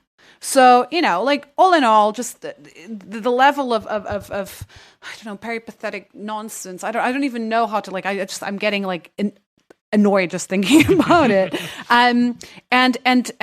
We really have to rethink the struggles that our not so long ago forefathers, I'm talking about 2 generations, 1 generation ago, right? Like the parents of friends of mine, people in their 30s, millennials, their parents were anti-fascist activist resistance, refugees abroad or exiled abroad, political prisoners, you name it, So it's not so distant history that we've forgotten it to the point that an avowed fascist is presenting his fascist project on daytime TV in the same channel that Marcel Rebelo used to comment on the evening news. I think it was on TV, on a private but nonetheless big channel on TV is absolutely abhorrent. And since then, unfortunately, it has only become worse. And the reason for that, as far as like organized politics is concerned, i.e., why hasn't the left really tapped onto this, is because it's considered gauche. That's as simple as that. Portugal has such a radical left history that if you tap into it, it's considered passé. Okay. To the point of its own detriment. Like, I mean, that's the only explanation I can find. Or if you think about it in terms of the more center-left, which, like a lot of the founders of the Socialist Party, the Labour Party in Portugal, were anti-fascist or anti-regime activists. It would be unfair to them to say otherwise. Except that since then, their party has been a fucking neoliberal machine of jobs for the boys that has only been identified as such until relatively recently. There's been a mild reform of it pushing to the left, but even that has been very sort of decorative. So that is the only way I can explain why, even for the Communist Party, which obviously is the oldest party in Portugal, still active, there has been a sort of almost, I don't know, like, I don't know if it's resistance, I don't know if it's apathy to recuperate or bring back the legacy of 74 and of the period before that, in which people really suffered horrors and fought very courageous battles. And on top of that, I should add, because I think in Portugal very often the left is unfortunately still extremely white. I think that it should bring along it the struggles of those who during the dictatorship were not seen in mainstream continental Portugal, but who were doing resistance struggles against the dictatorship. And that's obviously the struggles of the independence struggles of the then colonial country or colonies, in particularly in Africa, of which a lot of its activists, fighters, or their children and grandchildren are now often living in Portugal. To bring them along as part of the rhetoric of anti-fascism, I think, is fundamental, because themselves or their grandfathers' parents have suffered horrors under Portuguese dictatorship that we might or might not want to call fascism itself, but it nonetheless was very proto-fascistic in the way it operated. Oh yeah. This leads to Sorry, something. I didn't talk about like the liberal aspect I want to talk about that, but I was hoping point, you guys would like contribute, so I just sort of like soliloquy from my part, in which I get just incredibly annoyed at how sort of my dad is a historian, and I get very upset by collective oblivion or collective amnesia of one's history. It has been massively drilled into my head, I guess, from a young age. So perhaps for that reason, I get very upset. And then the worst was that fucking guy, whose name I'm not going to mention just because, like, I don't want to give him more air and I don't want people to Google him. But that guy, I tweeted so much about him that then came on to me on Twitter. I am not kidding you. The fash said, and I quote, well, I'd fuck you. So, oh my God. Classic So, line. Yes. Jesus. Anyway, good to know that that good Portuguese Aryanism would count me in if necessary. It's always Oh yeah, this So is nice this is to know you're still included. life made. Yeah, this is Success. my plan for the future of this country when Baden-Württemberg creates the new form of German fascism and I get to prove that I'm from the Black Forest, technically. Well, we're all counting on that. I don't know how, but we ended up back at fascism in Dix, but here we are. Here we are. It always comes back to that. Welcome to the podcast. There is something But sorry. Don't forget if in 20 minutes we're not talking about liberalism and how the sort of how that is connected to the petty bourgeois boomers and so on. Remind me, because I do want to talk about that, because that's the other element that is growing in Portugal. Is this sort of like hyped up capitalist entrepreneurial initiatives in the form of politics. That is, I mean, the just purely capitalist thing has been going around for a while, but yeah, that is the other element pushing the right, like sucking the votes out of the traditional right in Portugal. Let's come back to that, but I want to ask you quickly about Black Lives Matter in Portugal, because you've written about it. And I feel like, from my outsider perspective, I think a lot of people, like, if you look at the Portuguese Revolution, it's like, like years, decade plus of anti-colonial struggle, like culminated in independence and like a revolution in Portugal. And Black Lives Matter is, I can imagine, not having lived in Portugal, but I can imagine when they talk about the structural racism of the Portuguese society, and all the examples that are given, like, of course, resonate with many other cases.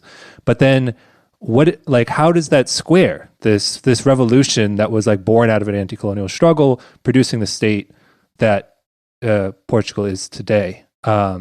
And not to make you more upset, but I did read about the case of Bruno Conde. And just for those who don't know, he was a black man in Lisbon who was murdered by a veteran of the colonial wars. He had been like harassed apparently by this guy multiple times and threatened. And yeah, he said multiple times, or he said the man who murdered him said, "Yeah, I did this in the." I forget the word exactly, but I did this before, kind of thing. Right. And so what is this? What's going on here? What does this have to do with revolutionary legacy, and how can this be overcome? Yeah, because just for our listeners, like the Portugal is kind of like one of those oft forgotten about colonial powers. I mean, I think most people remember Brazil, but probably forget about, Angola and things like that. So there is like a history there. He also, just to add this angle, he had a gun, which was illegal. And is it still an open question how he had it? Like, so I heard that it was perhaps missing from it would have been a gun that would be like at an army base.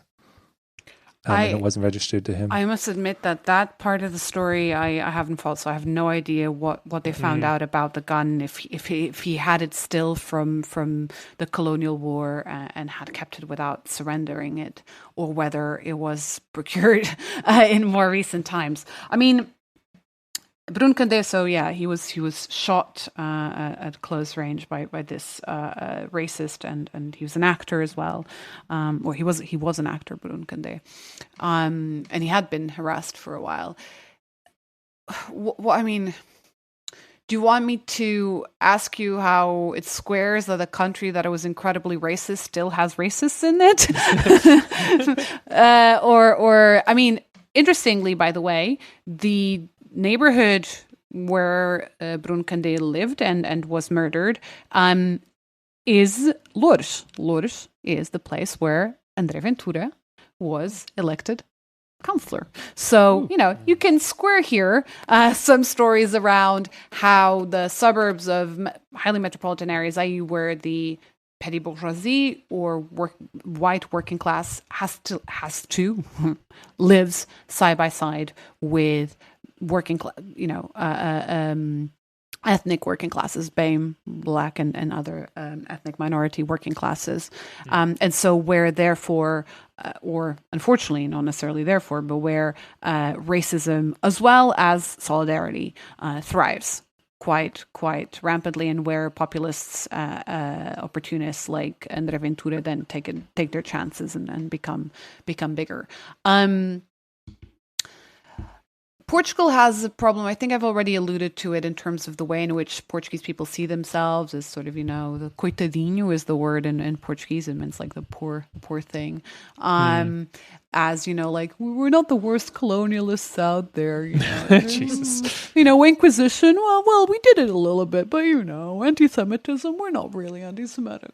And all of that, which is obviously bullshit. And the same applies to the way Portugal deals as a society with its history. Portuguese colonialism is to this day taught in schools as mild, as something that was that happened very peacefully, and that was resolved peacefully, and that yes, of course, we had the colonial war. But which, by the way, is still very often called the overseas war. Ultramar is the word in Portuguese. By obviously by older generations most of all, but nonetheless, which obviously anyone in their right mind would call the colonial war or colonial wars, because it was in more than one country.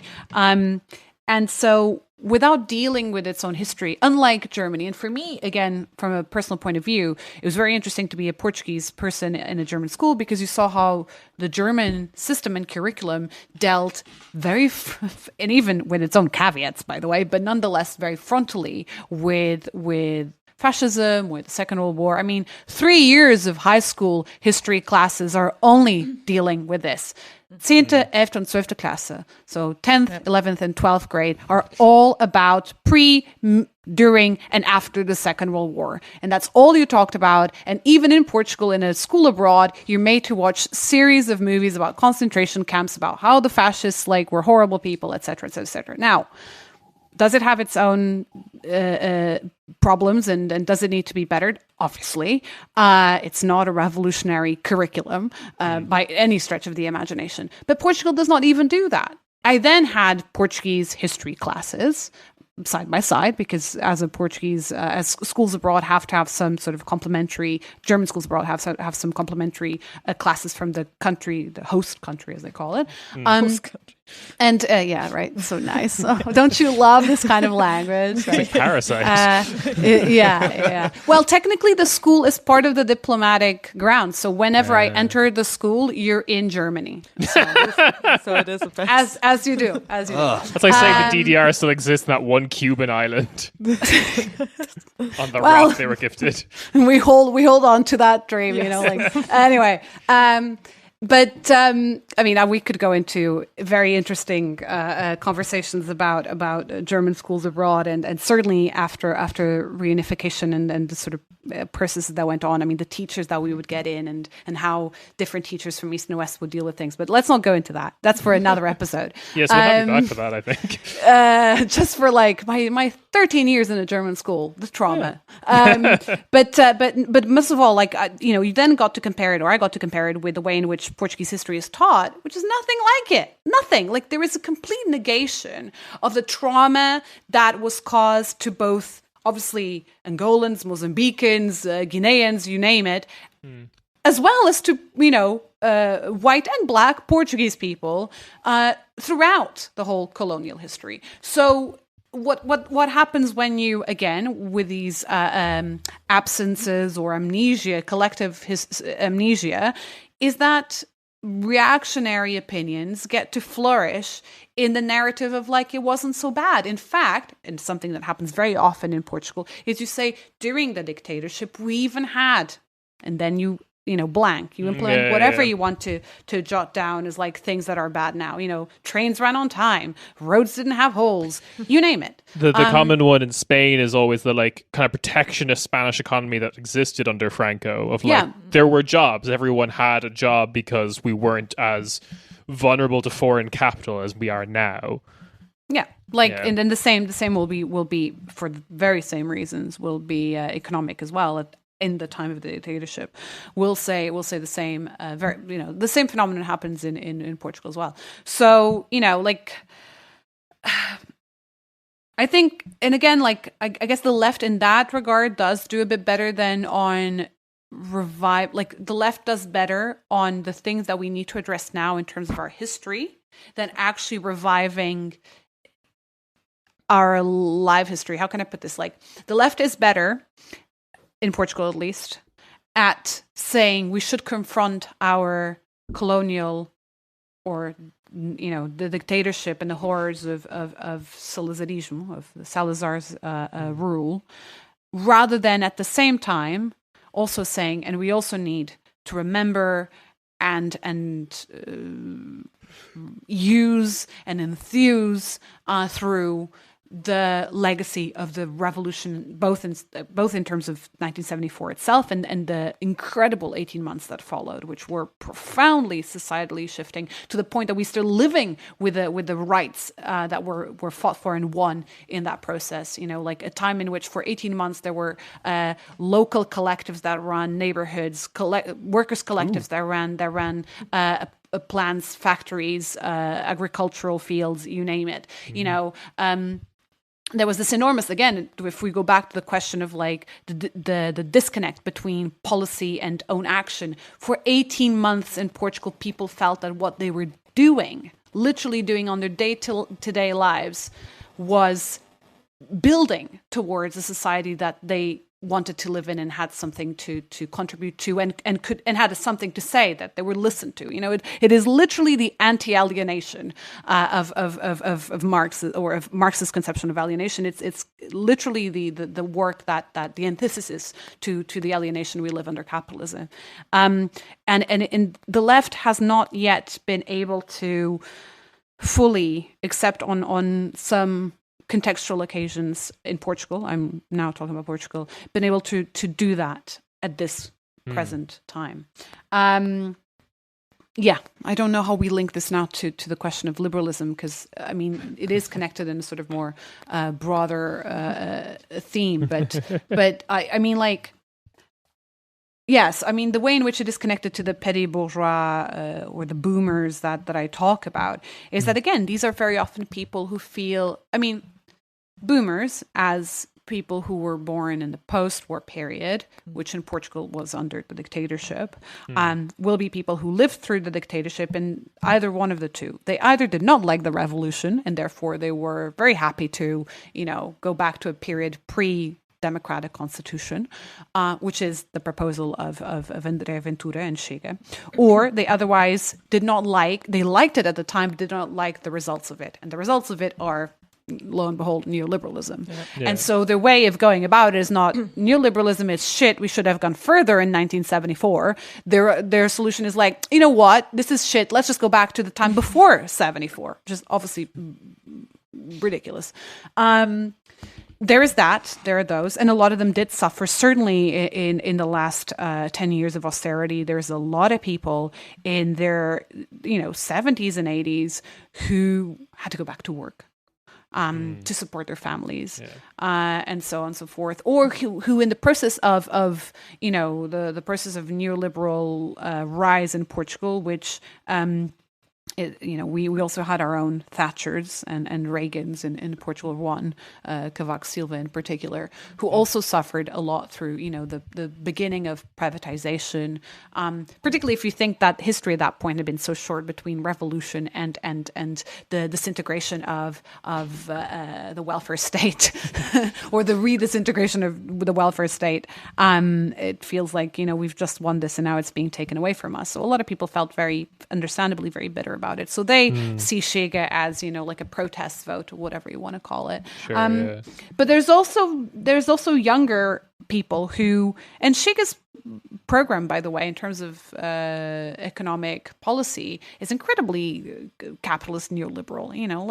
If they were true fascists, they would want some sort of, industrial feudalism, which they don't. André Ventura was a lawyer that worked in a company that helped companies evade tax. It was a tax avoidance company that he worked for as a lawyer before. So he is, even though his line, obviously, as Trump's line was as well, and many others, was an anti-corruption, no more jobs for the boys kind of thing, and then obviously he represents that very demographic that has thrived under jobs for the boys, under corruption, that makes money out of it.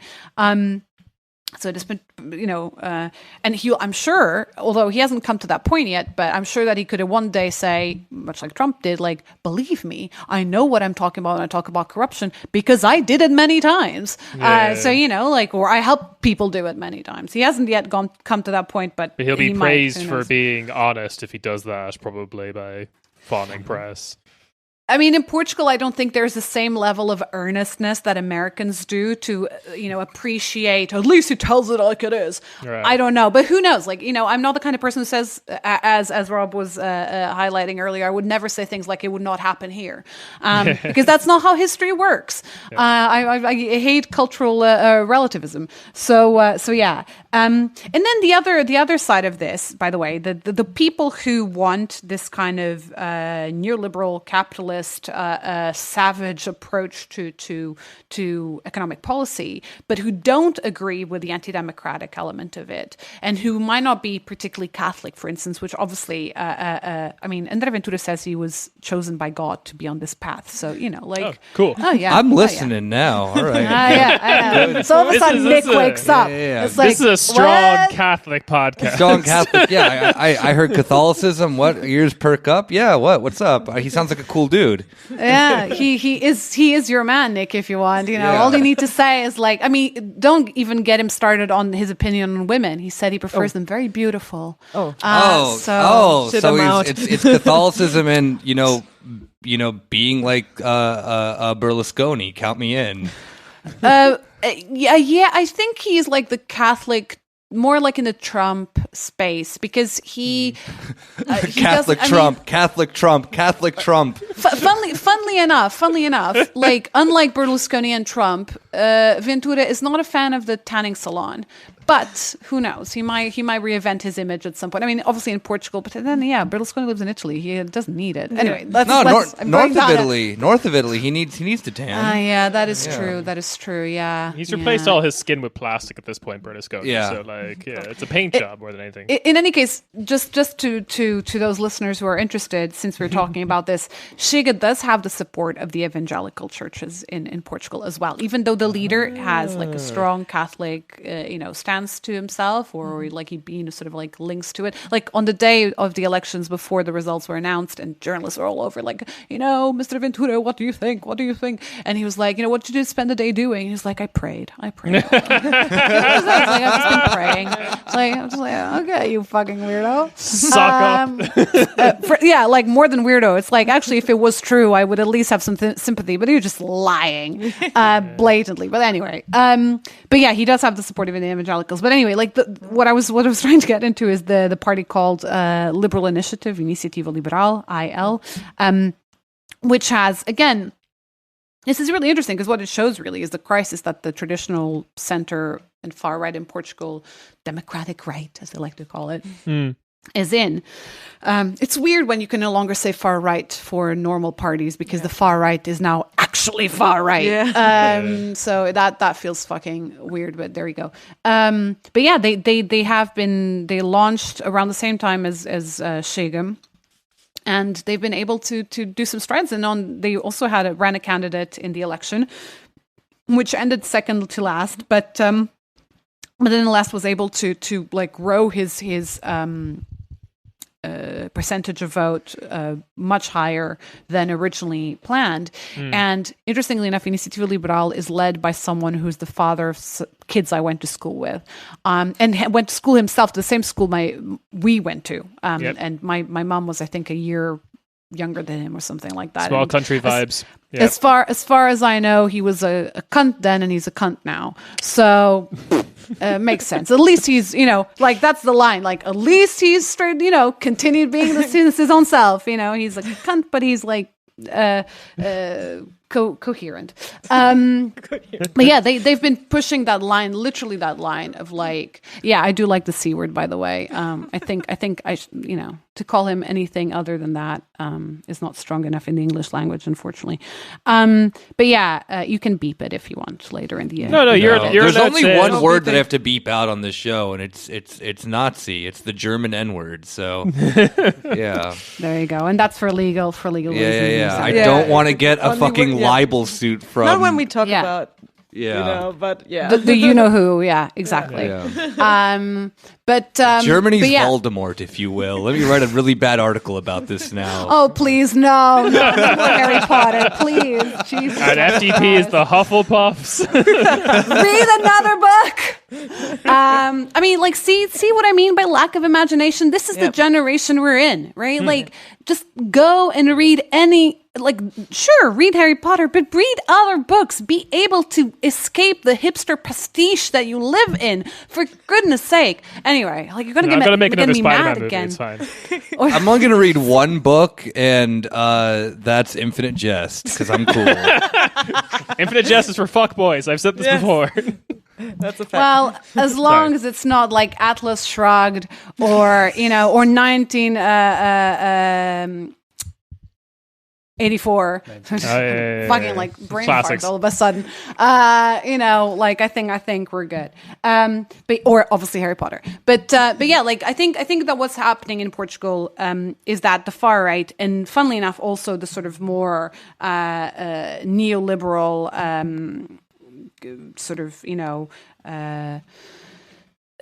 actually speaking of Atlas Shrugged, like, yeah, like full on capitalist Nerds. no more nanny state kind of vibes are growing out of a crisis within the traditional right, which, when it comes to the Iniciativa Liberal, I mean, it's annoying and it's disgusting, but it's not concerning. Whilst obviously when it is the far right making massive strides, it becomes very, very concerning and disconcerting.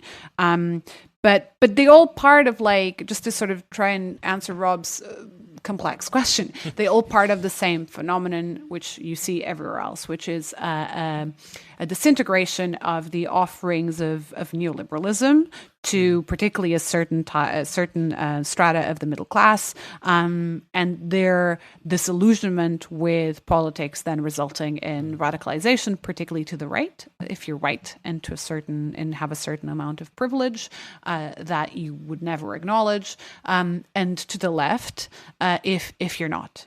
I mean, this is again an oversimplification, and you do see that. And when you see Black Lives Matter in Portugal, their biggest, I don't want to call it obstacle because that's not the correct word, but it's also the only one I can find at this point, is the fact that there is still such a disconnect, not to say apartheid, because that might be a bit harsh, between mainstream political expressions in Portugal. So it's very divided. And in general, in society, there is still a massive division.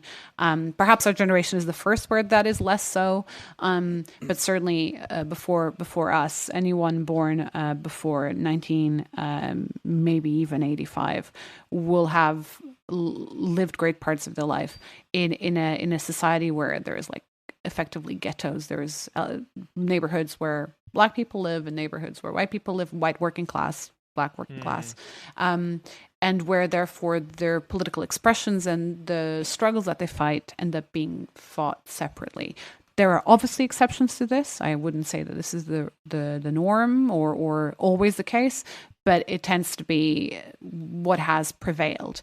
And with Black Lives Matter, because of the internationalism of it, I think in a great part, there is some sort of white allyship that is being seen. I think the judge is still out on whether that is possible to continue beyond just the struggle for black lives and black rights. Hopefully it will. Hopefully we'll even continue within the struggle of black rights. But for the time being, it doesn't go much beyond that. Racism, by the way, I mean, talk about negationism. Like Portugal is massively on like we're not racist. That is definitely a thing. It won't happen here. Maybe some areas of Portugal people will say that, others will not. Like other parts of society will not. Even on the left, there are people saying that we're not really racist. I mean, we're a bit racist, but not really that racist. When obviously it's well, that's Ireland a little bit as well. As long as we have the bigger, more overtly racist neighbor that everyone's paying attention to, we can claim that we're not racist. So that's always a fun one. Racism only happens, racism only happens when Bruno Candé is murdered. That's racism. Racism in terms of like, you never see a black person on TV, and when you do, it's like, whoa, amazing. I mean, that is fucking systemic racism. Yeah. But, I can't say anything you said is surprising or unfamiliar to my understanding. But the reason, just to explain where I was coming from, is like we've had a little bit of discussion. Well, even we've talked about it on the show, but there's been, especially with an increasing globalization of Black Lives Matter, or this, as it's moved, especially to Europe, we've talked about how it's linked up with, ongoing struggles for, anti-racist struggles in France, in Germany, for example. But there's like two narratives, I would say. One, there's like a general narrative of like, this is like this American import, this like, look at these signs in English or something, I don't know, all that stuff.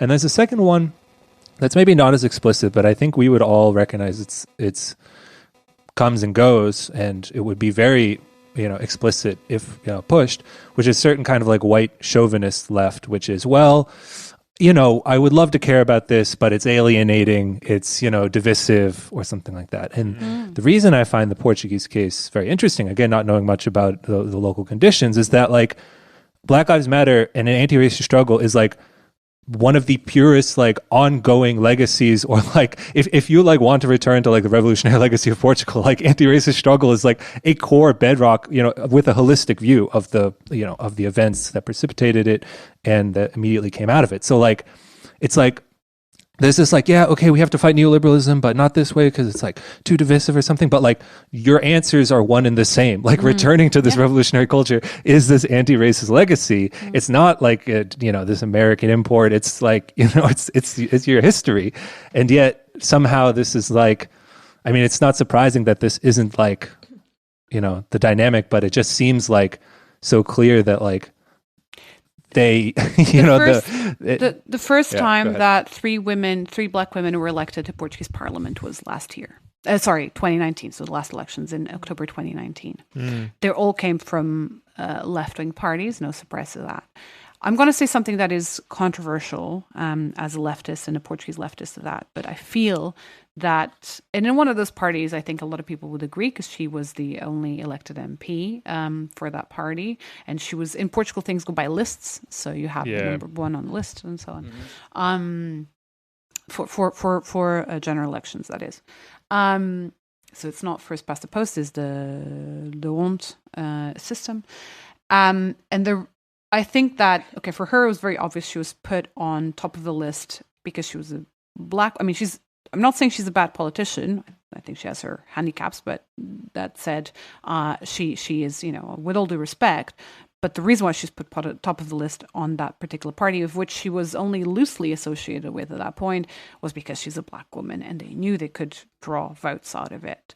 Again, with all due respect to the party, and I don't necessarily think that at times these things are bad. I think that it was too little, too late, but at least it was being done. And unfortunately, and this is where I'm going to be controversial, I definitely feel that the same happened, not as blatantly or not as painfully obvious, but nonetheless in the Socialist Party and in the Left Bloc that elected the other two black women. It's that in 2019 is the time in which black women are being put forward to parliament is just, it's a travesty. As you say, Rob, in particular when Portugal had a history of anti-colonial struggle as part of its revolutionary history. The problem is very often that within the left, I suspect, anti-racism is seen almost like a sort of parallel struggle, much like in 74. It's like anti-colonialism was one struggle, anti-dictatorship was another. Yes, they are connected, but somewhat there is many miles apart, those two, like, literally geographically speaking. So, I mean, again, I'm being super harsh. I know a lot of people who actually had both of these struggles, deep in their hearts and fought very, very, very hard against both these ills, and who knew they were connected and built their politics on the fact that they're connected. But there's also people who don't seem to have fully associated, because it's easier to set them apart. Like, we can win one, we can win the other, compartmentalize, done. Yeah. And unfortunately, there's still, I mean, it's changing slowly but surely, but it's still very much there. Truly radical would be if there were, I don't know, like a black base for this socialist parties, that the black communities in Portugal felt that they were genuinely part of political discourse and not just, in part represented by one or two or three MPs. Unfortunately, that is not the case, because more often than not, they're very, very busy and probably very tired fighting the immediate survival within their communities, be it from police violence, be it from economic violence.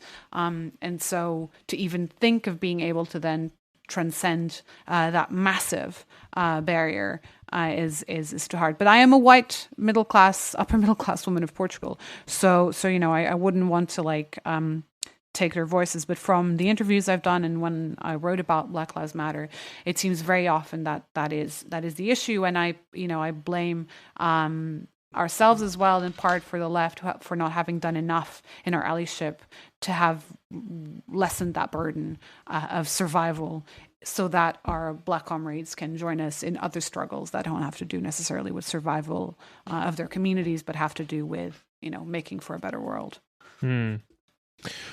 Right. Well, on that sad note, that's very bummer note. Yeah, because we are approaching 2 hours here, so I'm pretty. So we've kept you over time. We've kept you a bit here, and I'm with confidence I can say that's all the information about Portugal. That's everything you need to know.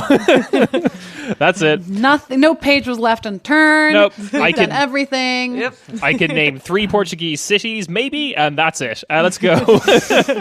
I think the one thing, I mean, to conclude on a happy note, there is that revolutionary legacy. Yeah, there is that revolutionary legacy, and it still lives, even if subconsciously, in the very state infrastructures, in the constitution. The Portuguese constitution says right at the beginning that the aims of the Portuguese state are to build the path towards socialism. That's so great. There, socialism with Portuguese characteristics. I like this. Well, bit of sun and fun.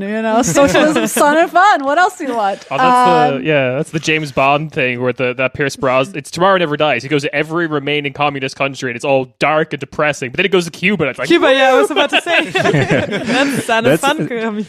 Basically, we are the Cuba of Europe. Did you know? I like that. People talk about you need socialism, but you should be able to have brunch and stuff, which I've never cared for brunch. I don't care. But socialism, and there should be sun and fun. Now I can get on board. Current affairs should write that. For me, it's like socialism and siesta, but whatever. I'll take that. Or in Portuguese, I shouldn't use the Spanish word for this. I should say sesta. The Portuguese. Siesta. It's also a strong Portuguese tradition. Unfortunately, not as still as alive as in Spain. But I believe strongly in socialism and naps, so I'm all for it. I'm a big believer in the nap. So yeah. Right. The Greek American here had to come into support, right? We're all in this together, brother. Yeah, of course, absolutely. We 100% condone the stereotype of slovenly Southern Europeans on this podcast. I am in support of just co-opting it. We're reclaiming it. Yeah, you guys can have it too. You guys are more than welcome to take a midday nap. Nothing's stopping you. Germans don't sleep. Yeah, exactly. No, God is watching. Yeah, I guess. This is such a you're taking the Lutheran approach here. Speaking of Catholicism, anyway, let's not go there. All I wanted to say is that there is a silver lining for the Portuguese case. I'm not going to speak about the rest of Europe or the United States at this point, but just on the Portuguese example, there is hope there, and there is a historic legacy, and there is something that can be done about it. And there's still a bit of me, and I'm very hopeful about that. Unlike the UK, where I actually live, where I'm not very hopeful at all. But in Portugal, I'm still very, very hopeful about the capacity of the left and of civil society at large, by the way, not just necessarily within the left, the democratic civil society, to push back. But it is something that has to be done. It's not something that can be only wished upon. So the reason why I write and the reason why I come on podcasts and do my own podcasts and so on, and certainly will do a lot more of from henceforth on this particular subject. Watch this space. I'm already plugging future projects here. We'll get to that. Is because we need to get our ass in gear, and obviously as a Portuguese citizen, I will do my very best to aid and to grow that anti-fascist struggle as much as I can. So that is the silver lining and the hope at the end of the tunnel. But as said, we need to push the carriage to the end of the tunnel. I think that the way I think of it is it's better than they told you. To be revolutionary and anti-fascist and anti-racist, it's way more fulfilling in the history than they make it seem. Well, I joined the left in part to get laid, and I did. So, if you're out there... That worked for you? What? It did. It really did. But I think that tells more how much of a nerd I was before it than, how much of a nerd I became after. I mean, you need to be very, very sad. Thank you for handling my feelings. Thank you. That's not true. That's not true. Honestly, you're absolutely right, Rob. It is fun, and it needs to be fun, and it needs to be joyful, and it needs to be a project of hope and future and better things to come that we believe in, not that we just say will come, but actually believe will build. And I do. Call me a bit silly, but I really do believe that we can and will build something better. CS to socialism. I'm for it. Yeah. This is what I want. Yeah. You already have me sold. We might all die in the climate apocalypse, but if we be don't, well rested. Exactly. Tanned and well rested. Yeah. There you go. Right. And for anyone listening out there who doesn't know where to find you, where can they find you? They can find me on Twitter at Joana Ramiro UK. That is basically where I'm most. I mean, I'm also on Instagram, but that is very shallow and doesn't have as much political content. Right. But I do. You mentioned, obviously, I write for Jacobin. I do write for other publications. So, if you're interested in Portuguese politics, Jacobin actually does have quite a few articles in English about Portugal, written some by myself, but also others by the incredible Catarina Príncipe, who is an editor at Jacobin as well, and a comrade, as well as other people. Go out there. And as said, I can't just yet say what I am doing in the anti-fascist journalistic space, but there are things coming up. And whilst they are primarily in the Portugal space, hopefully they will also be coming out in English at some point. So watch the space. Be sure to follow. Yeah. We have a couple of Portuguese listeners, as far as I know. But yeah, links to all that. Yeah, everywhere. Just like us Irish. Small countries in Europe getting places because of economic ruin. So, on that note, all those links will be in the description. Thank you for coming on, Joanna. Thank you for having me.